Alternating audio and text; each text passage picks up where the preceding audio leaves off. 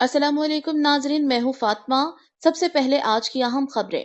Sanghar bureau chief Rana Atiq کی report کے مطابق شہداد پور کی جامع مسجد المصطفی میں تقریباً 75 سالہ تاریخ میں مسلسل دوسری بار عظیم الشان تکمیل قرآن کانفرنس نہایت روحانی ماحول میں منعقد ہوئی، جس میں علماء کرام اور عوام الناس کی بڑی تعداد نے شرکت کی۔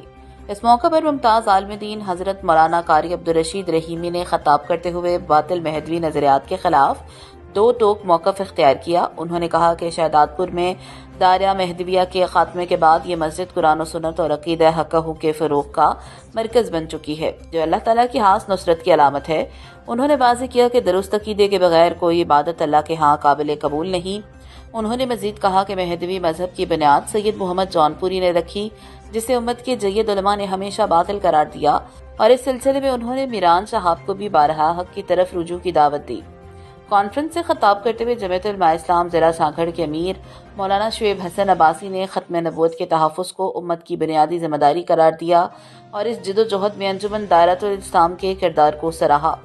تقریب میں ڈاکٹر نیاز چنڑ، مفتی محمد فاروق، مفتی اسلم شاکر، قاری معاویہ رشید اور دیگر شخصیات نے بھی شرکت کی، جبکہ نظامت مفتی محمد اسامہ حامد نے کی۔ آخر میں امت مسلمہ کے اتحاد اور ملک کی سلامتی کے لیے خصوصی دعا کی گئی۔